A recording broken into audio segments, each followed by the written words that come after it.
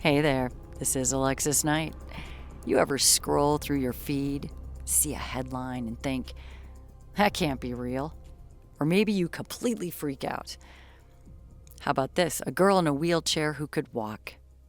A mother murdered by the daughter she raised. A family channel turned into a crime scene. A parenting guru who lands in prison for starving her own children. Welcome to the circus.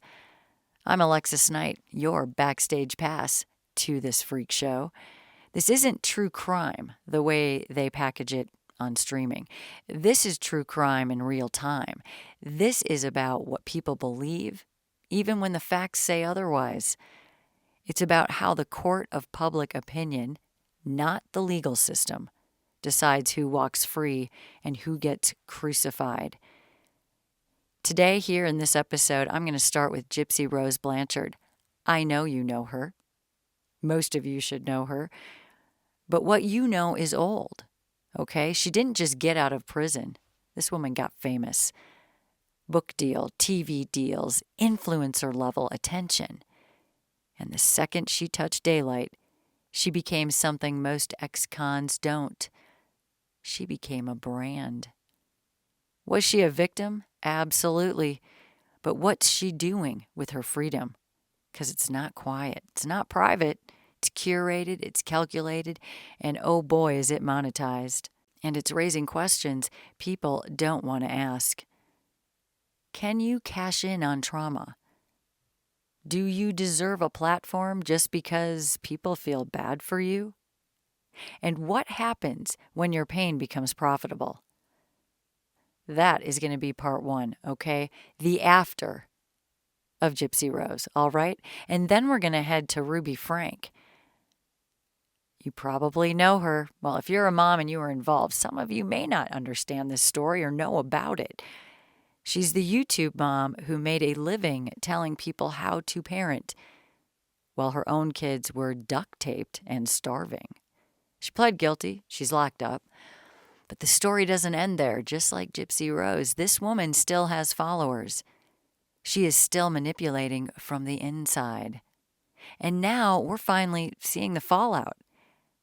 Not just for her family, but for the entire influencer industry built on exploiting children. This is not about closure. This is about exposure. So grab your coffee, guys, or your cocktail, because here we're not just watching the fire, we are naming who lit the match. Let's get into it. All right, and let's start with Gypsy Rose. I know that most of you, probably know the stories behind Gypsy Rose Blanchard and Ruby Franke. But know this, there's more to the story here, more to discuss. But if you missed Gypsy Rose or you want a refresher, maybe you're a little rusty on what happened here, let me give some background. Because, this young girl, she looked like a porcelain doll.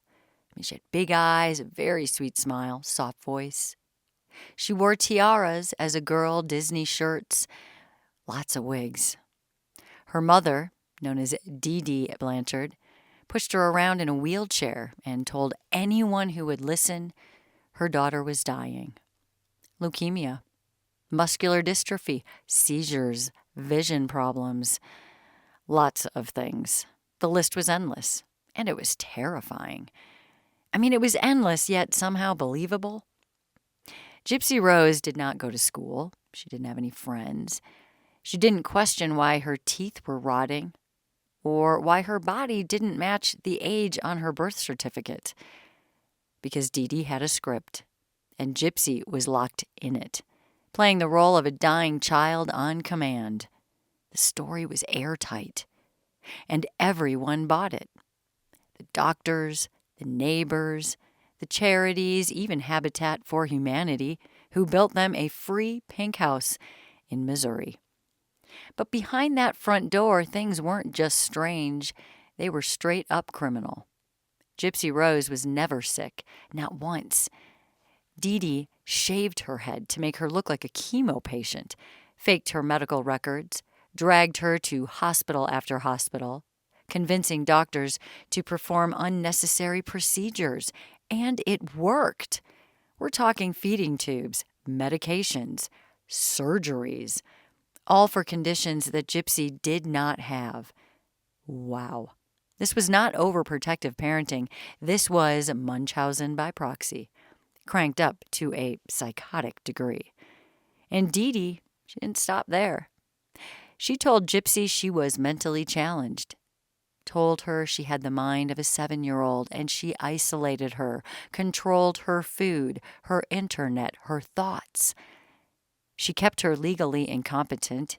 So even if Gypsy wanted to escape, she'd have nowhere to go, no way to prove a thing. Dee Dee held the birth certificate hostage, changed the story constantly, said Gypsy was born in 1995, then it would be 1993 or 1991. Every lie, just another chain. But Gypsy was not stupid. She was not broken. And somewhere inside, behind all the trauma and manipulation, she was still alive and she wanted out. And like most teenagers locked in a nightmare, she found her escape, where so many others do, online. Enter Nicholas Godejohn. She met him on a Christian dating site, and the connection was instant. But it wasn't all prayers and purity rings. Nick had dark fantasies. He called himself a vampire, talked about BDSM, claimed he had multiple personalities, including one named Victor, who was violent, aggressive, and dominant. And Gypsy, she leaned in.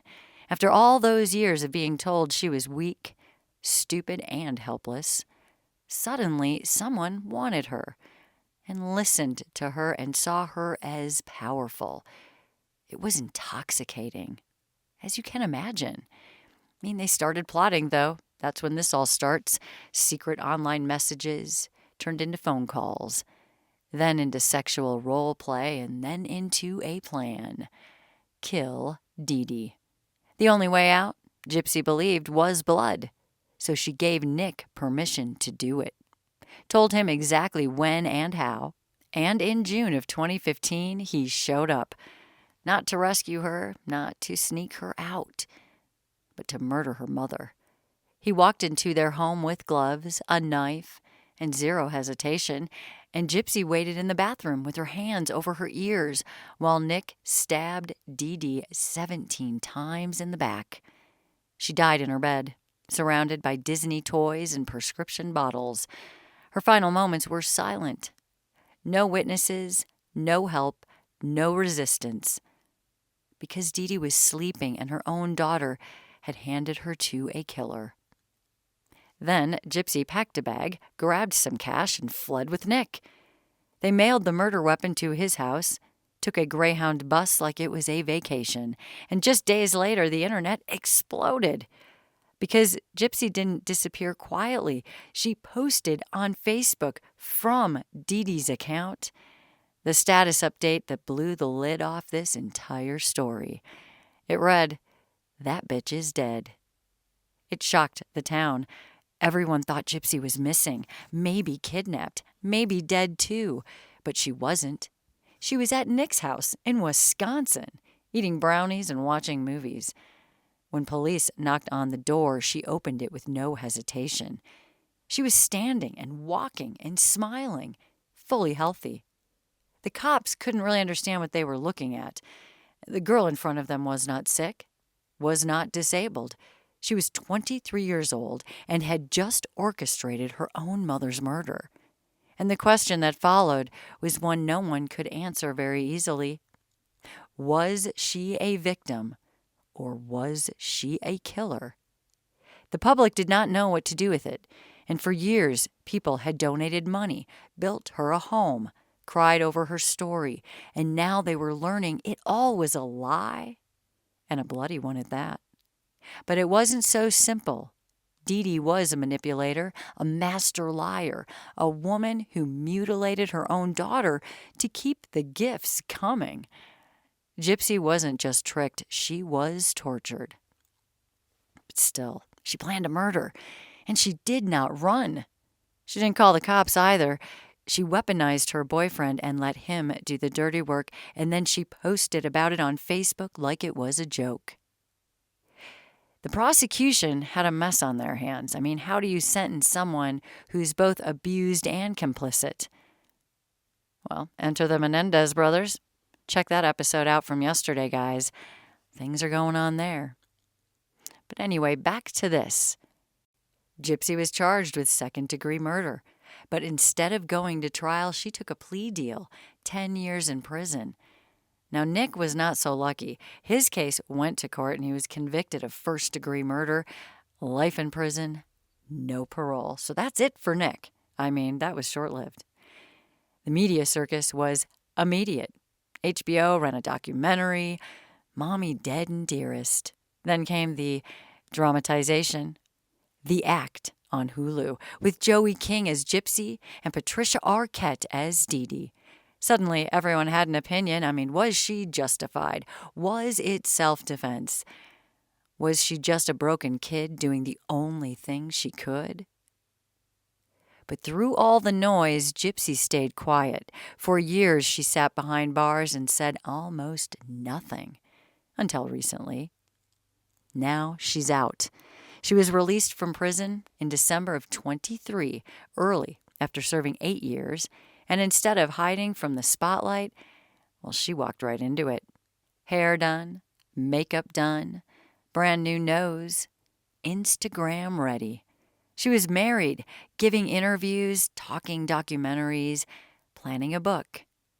Some say, hey, this woman's cashing in on murder, while others started saying, hey, she's finally living the life her mother stole from her. Either way, one thing is for sure, Gypsy Rose Blanchard is not the same girl who went to prison. She went in a sad victim of circumstance, and she walked out a star. She walked out like it was a press event. Her hair was curled, her outfit styled, makeup flawless. This was not a quiet re-entry, and this was on purpose. This was a rebrand. In less than 24 hours, she went from inmate to influencer. It was that fast. Instagram hit 7 million followers. Can you believe that? 24 hours, guys. TMZ ran back-to-back stories. I mean, people couldn't look away. The girl they once pitied, then judged, and then forgot, well, she was now front and center, and not for a crime, not for a court date. We're talking a glow-up. I mean, what a shift. She marries Ryan Anderson while still behind bars. A fan turned pen pal turned husband. The media called it prison romance. But it was more like a strategy, okay? He gave her stability, gave her a normal life waiting on the outside, a place to land. But once the cameras turned on, the cracks showed. Because Gypsy wasn't just catching up, she was catching everything. Photo shoots, reality show contracts, public appearances, paparazzi. I mean, she did Dr. Phil, then opened a TikTok, talked trauma, talked survival, talked nose jobs and lashes, and even diet tips. She wanted a new name, like a new life, a new face. But what about remorse? I mean, the question hit hard and fast. Critics said she was profiting off her mother's death, not just surviving. She was selling tragedy. And when she smiled on red carpets or posted thirst traps, people started to flip. Sympathy turned into suspicion. I mean, was she a victim or was she a manipulator? Again, people are asking. Now, meanwhile, Nicholas, he's still in prison. Life without parole, he's not very happy. He started giving interviews also. He's calling Gypsy a liar, a user, a puppet master. Did you see any of those? He claimed she seduced him, controlled him, and begged him to kill Dee Dee. He said he was autistic and unstable and in love, and she exploited all of it. Of course, Gypsy denied it all and said Nick was just dangerous. Said he was never supposed to actually show up or really supposed to kill her mother. It was just to scare her mother. But that doesn't hold up. The texts tell a different story. So we know she lied. She handed him the knife, bought him his bus ticket, and opened the door. But the media loved her because Gypsy was a walking contradiction. Something people could be interested in. And what am I talking about? You always know it, guys. Dollars and clicks.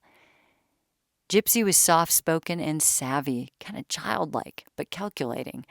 Every interview was a total performance. Every soundbite was a brand play. She became a mirror for whatever people wanted to see. Survivor, manipulator, tragic icon, tabloid queen. And then she dropped the bomb. She wants a baby. That was shocking. She told the cameras she was ready to start a family. After all of the prison and surviving and all of this, she wanted a daughter, and she wanted to name her Mia. Well, people were stunned. The girl who is medically imprisoned by her own mother wants to raise a child. Headlines were exploding. Some called it redemption. Others called it reckless. Psychologists, of course, weighed in. She needs time. This girl needs therapy. She needs to process the trauma before she can become a mother. But Gypsy, well, she didn't care. She had done the time, 8 years. She was free. And in her mind, she'd already lived a lifetime in a prison. First under DD and then behind bars. So now, this girl was done waiting. But not everything went her way, okay? In early 24, Gypsy and Ryan split, and it wasn't clean and it wasn't quiet. Maybe you still missed it or some of it. There were rumors of control issues, emotional volatility, Gypsy texting an ex, and that ex? Ken Urker, her previous fiancé. Well, suddenly he's back. He's posting selfies because, now he's online. They're holding hands. They're whispering about new beginnings. The tabloid cycle kicked right back into gear. And that's good for everyone involved, isn't it? People start asking questions again. I mean, was this real? Was it scripted? Is it love? Is it just another act? Is it just another way to stay relevant? Because one thing Gypsy knew how to do was to stay in the spotlight, right? And that spotlight burned brighter than ever. Hulu renewed the act. She started filming her own documentary, Gypsy Rose: Life After Lockup. Every single thing, every move was monetized. Every outfit, every quote, every single tear. She was turning her trauma into content, whether the world was ready for it or not. But here's the question that still haunts this case. Can you be both a villain and a victim? Because Gypsy Rose absolutely was abused. There is no question about this. Dee Dee robbed her of her body, her freedom, her identity, and all of that is fact. But Gypsy also planned a murder. I mean, that's fact too, and now she's famous for both. America loves redemption stories. We know this. But it also loves to tear people down. Okay, it's not a fun space. America can be tough, especially on women. Especially women who don't stay small and stay in the background. So the cycle is playing out in real time. 1 week, Gypsy's a phoenix. The next, she's a fraud. And through it all, she's standing there posting and smiling and selling, definitely surviving. But there's a darkness under it, a weight. Because no matter how much she transforms, the facts will never change. Her mother is dead, stabbed to death while she hid in the bathroom. It's not a metaphor. That is real fact, truth, okay? And Nick, he's not posing for magazines. He is not doing brand deals. He's rotting in a cell, likely forever. And that doesn't excuse what he did, but it does make the scales harder to balance. Gypsy says she wants peace. She wants a quiet life, a family. But peace doesn't come from fame, and it doesn't come from filters. It comes from reckoning. And that's the part no one can do for her. So as she steps further into the spotlight, the public will keep watching and cheering and judging and dissecting. She'll keep making money off of all of it. Okay, because the truth is, Gypsy's role isn't just a person anymore. She's now become a symbol. A fairy tale gone wrong. A cautionary tale with some glitter on top. And in the court of public opinion, that's all of us guys, the trial is still going. And that's where I'm going to leave it on Gypsy Rose Blanchard today. Not as a story wrapped in justice or clarity, that's for sure, but as an echo still bouncing around every courtroom of the mind. Because this case did not end with a conviction. It ended with a transformation. And now the world is watching a survivor turned celebrity try to convince us that what came out of a prison cell can pass for freedom. But let's be clear, this is not over. Not in real life, not in the headlines, definitely not here. Because on true crime and the court of public opinion, we don't wait for verdicts. We pull the curtain back and let the audience decide. That's you. Okay, let's move on to Ruby Franke. Another name I'm sure that you know or have heard of. But there's more going on here. This story isn't over either. Now, if you missed it, she was a mother and an influencer, and everyone took it all in. But this was an interesting transformation. Was it a surprise, or was it just a surprise to us? Not quite sure. Who was Ruby Franke? Because her image was definitely clean. She was a Mormon and a mom, and she was online. But let's get into some history here so we can understand what actually happened. Because before the mugshot, okay, before all the child abuse charges, before the broken house of horrors that really did shock the nation, Ruby Franke was Mormon, and she was Mormon mom royalty. She built her image with surgical precision. She had 6 kids, 1 husband, a big smile, and a spotless house. She was the kind of mom who meal prepped, enforced curfews, and looked camera ready by 7 a.m. I mean, she was firm but faithful, organized, disciplined, a devout member of the Church of Jesus Christ of Latter-day Saints, who believed parenting wasn't just a responsibility, it was a divine assignment, and the world believed her. From the outside, she seemed like everything American motherhood was supposed to be. And that was the point of the whole thing. Ruby wasn't just living a life, she was selling one. Carefully filtered, edited, packaged for mass consumption. The Utah accent, the calm tone, the modest clothing. Every video was like a promotional reel for her perfection. But underneath that calm exterior was the seed of something colder. Control masked as order. Discipline weaponized as virtue. A need to dominate children, disguised as good values. When Ruby launched her YouTube channel, 8 Passengers, it was 2015, and she wasn't looking to be famous. She wanted to be right. She was tired of what she called lazy parenting trends. The gentle parenting, the permissiveness, the emotional validation. She had no patience for any of that, and to her, children needed structure and rules and obedience. And that wasn't just her opinion, that was her religion, her identity, and soon it was her brand, and YouTube ate it up.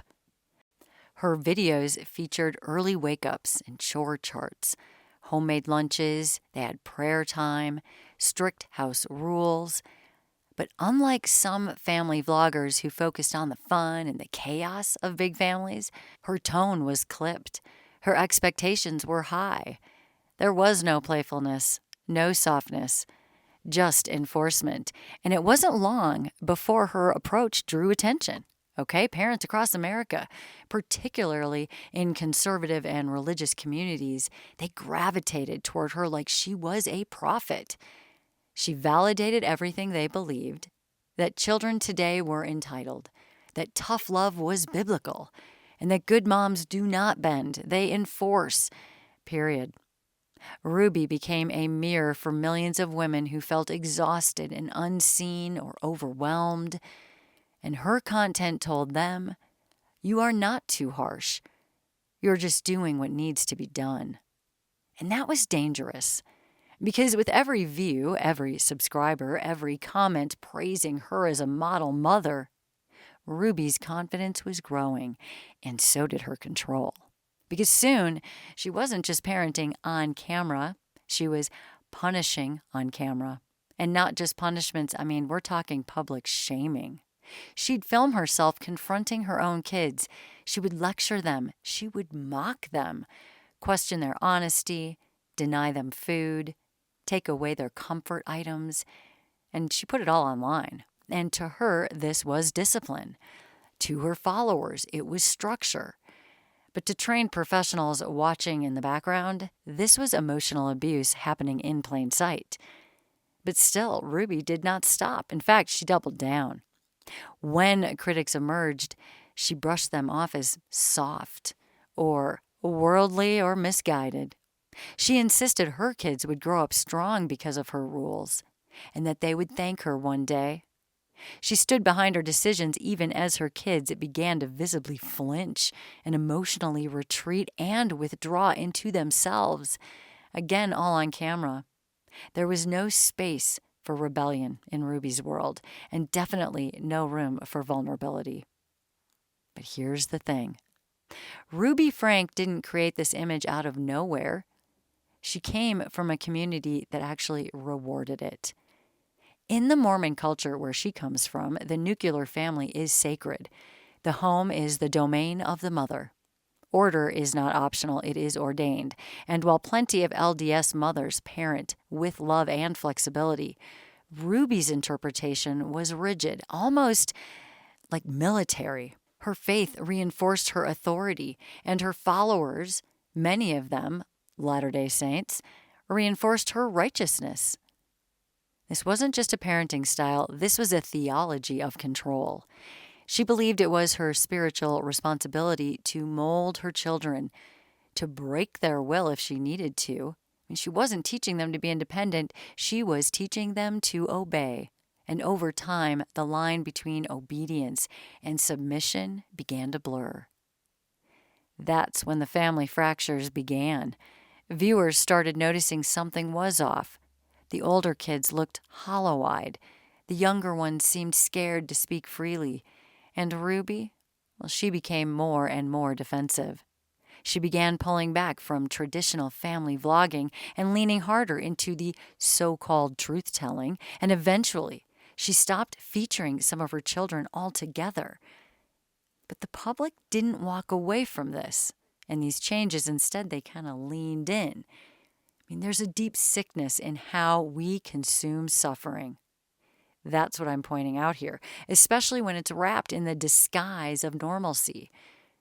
Ruby's channel became a live broadcast of a slow burn trauma, and people watched over and over again, even with praise at times, some with suspicion, some with morbid fascination. No matter what it was, Ruby was allowed to just keep going. Her husband, Kevin, began to fade from the picture quietly and subtly.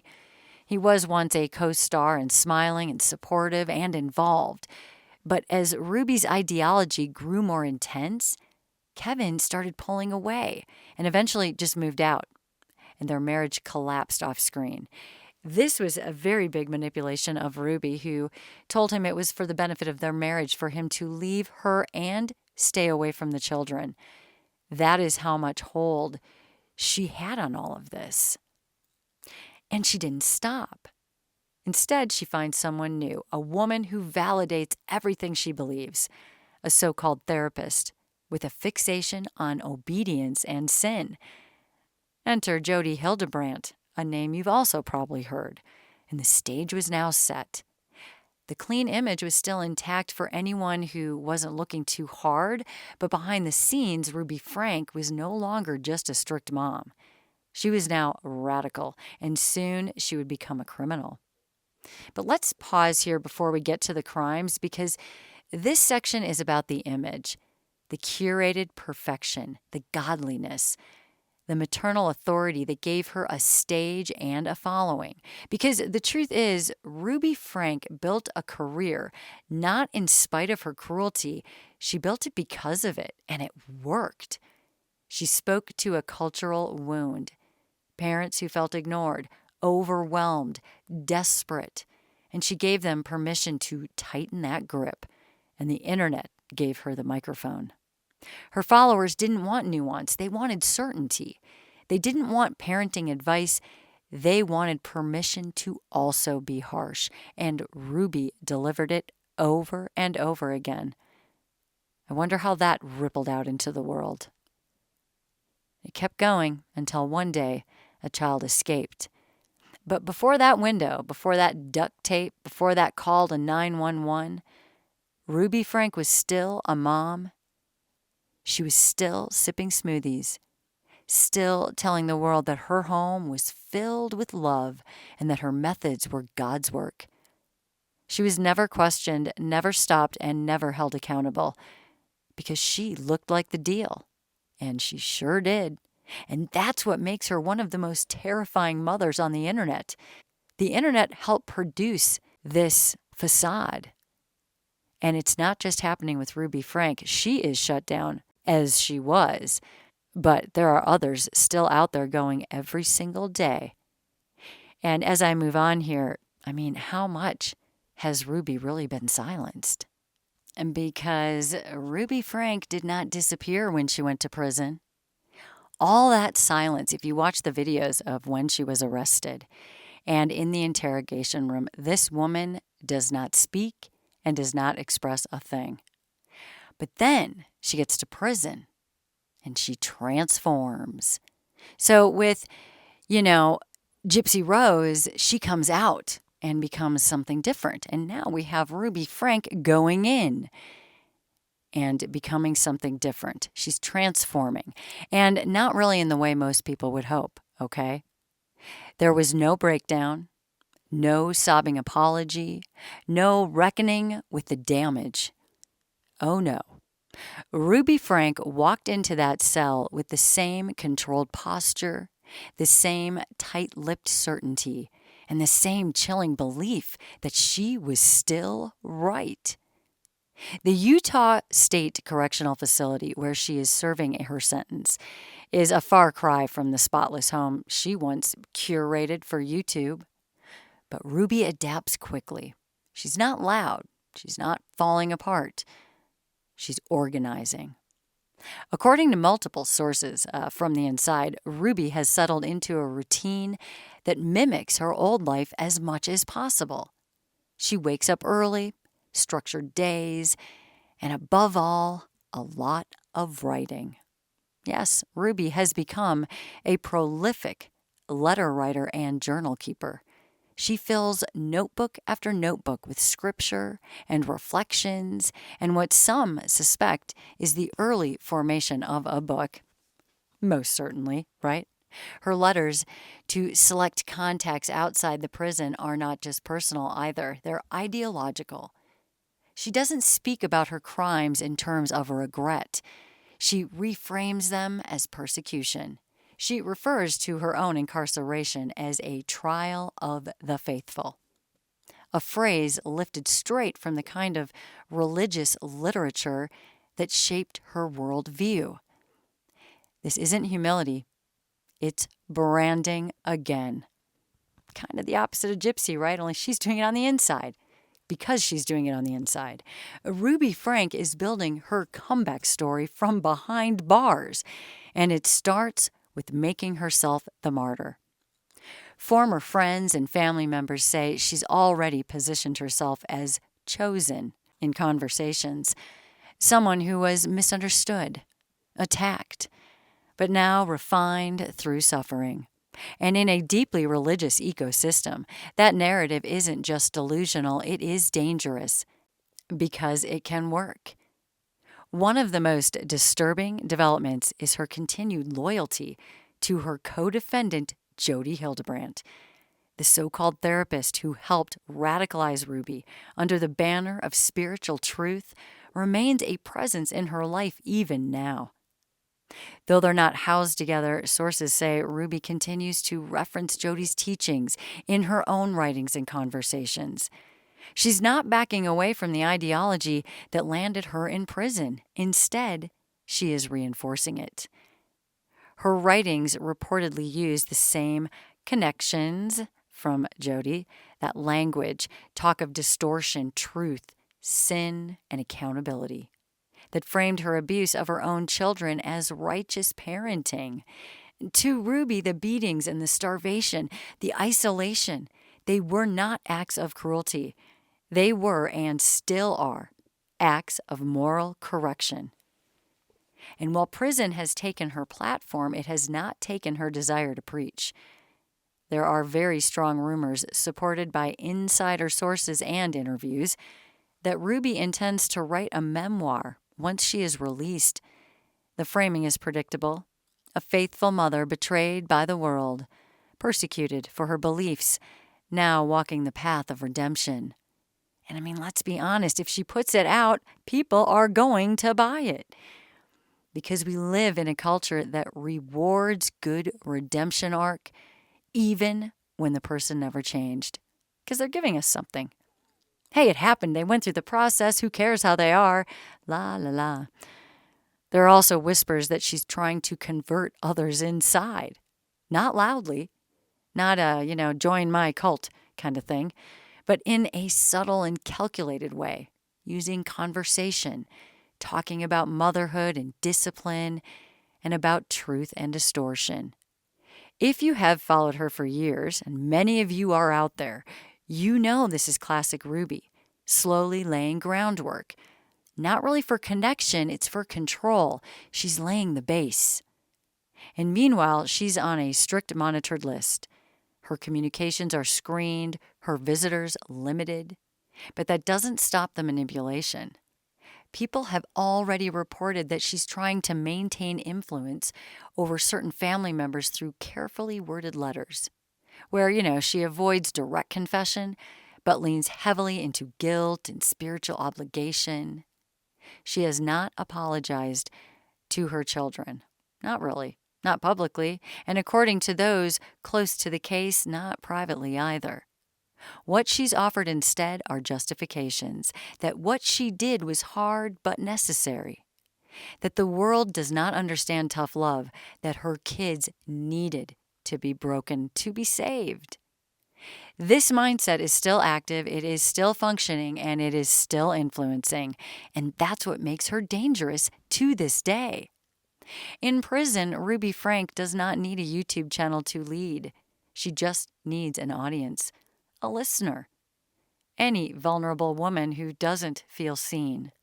Maybe it's a correctional officer with conservative leanings, or maybe a reporter eager for a headline. I mean, she knows how to plant seeds, and this girl's got nothing but time.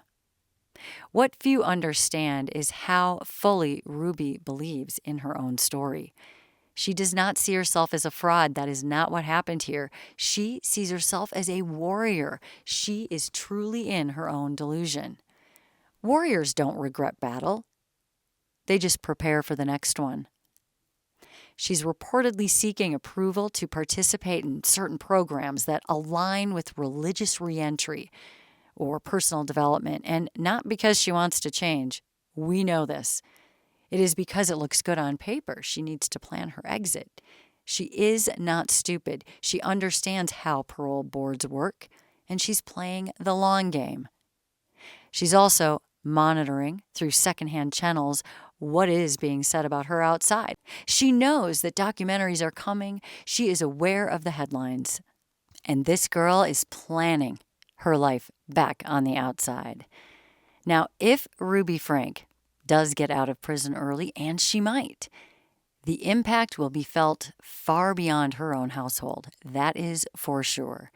She will walk out not just as a woman who served her time, but a symbol. Again, a symbol. A cautionary tale for some, and a potential martyr for others. And she is well aware of that. And that's what makes her return so dangerous. She's serving only 4 to 15 years, guys. Okay, if she gets out on the shorter end, we're not talking about some 70-year-old relic. We're talking about a woman still in her prime, still sharp, still with a built-in audience of followers who once believed that she was the gold standard of motherhood. She'll have lived through the scandal, court, and incarceration. And if she leans into redemption, the platforms will open their doors. Publishers will listen. Podcasts will reach out, and documentaries are going to line up. She's already setting the stage from her cell. She's writing, remember? She's working on the narrative. If she comes out early, she will hit the ground running, and not in shame. This time, for her, it's going to be in strategy. She'll frame herself as misunderstood and over-prosecuted, and of course, restored by God. And for every person who sees a criminal, there will be someone else who sees a warrior, a survivor of cancel culture, a woman who stood for truth and paid the price, a hero. This is not speculation, guys. This is pattern. You can watch it play out for yourselves because it will. We have seen the script before. Now let's shift the lens to where it matters most. Her own children. They aren't just rebuilding. They're healing from trauma that was packaged as parenting. They were starved and tied up, emotionally shattered and gaslit. Some of them will struggle to speak openly. Others, like Cherie, have become advocates out of necessity. But this isn't a story that ends when the judge bangs that gavel, okay? This is lifelong damage. And the mother who inflicted it isn't even remorseful. In fact, she's just preparing to come back. If Ruby walks free early, imagine what that means for the children. The woman who called her abuse consequence will be back in public view, maybe even trying to make contact, maybe pushing for influence, even from a distance. Her voice has weight. Her words can trigger. Her presence on screen, if allowed, will be more than a public appearance. It will be a psychological weapon. And then what about the rest of the public? I mean, let's be honest. Part of the reason Ruby was able to get away with this for so long is because the internet just sat there and applauded it. Millions watched and clicked. All that jazz, they promoted it. They amplified it. So when Ruby gets out, she's not returning for a neutral life or to a neutral environment. She is returning to a machine that already fed her once, and she's been working. Maybe it can happen again. And what about the system? Well, right now, child labor laws do not cover family vloggers. We are so behind, guys. Pretty much in every episode I talk about, we'll notice how we are behind, right? I mean, abuse reporting is too slow. Online parenting advice is often unvetted and unchallenged. If Ruby re-enters the public sphere, she won't just be a former prisoner. She's going to be a test case for whether the system has learned a thing, for whether we as viewers have learned a thing. If we let her rebrand, if we let her profit, if we give her that second act, we're saying abuse is forgivable. If it's well edited and framed as faith, it's just okay. This isn't about vengeance, it's about memory. Ruby Franke's name should never again appear without the words convicted abuser. It shouldn't say author or influencer, certainly not speaker or redeemed. Because if she walks out of prison and into a book deal or a podcast chair or a platformed pulpit, then her kids won't be the only ones failed. We all will be. Ruby Franke built a brand on control and called it motherhood. She weaponized discipline, monetized pain, and preached it like a gospel. And now, from inside prison walls, she is still working the angles, still working, still planning. Her kids are left with trauma. The internet's left with guilt, and the system is just wide open to this day. If we let her rewrite this story, we're not just enabling a comeback. We are proving she was right to begin with. And in this court, we don't let that slide. This has been a case about more than just criminal charges. It's about manipulation wrapped in morality and a culture that turned a blind eye until it was too late. Look, we started out today with Gypsy Rose Blanchard. A young woman who was manipulated, abused, and then criminalized for breaking free. We ended up with Ruby Franke, a mother who did the manipulating and carried out the abuse and is already laying groundwork for her return. Two completely different stories, one common thread: control masquerading as care and the public's role in deciding who gets sympathy and who gets silence. This has been True Crime and the Court of Public Opinion. I am Alexis Knight.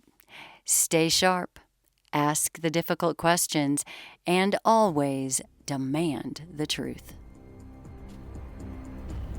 Until next time.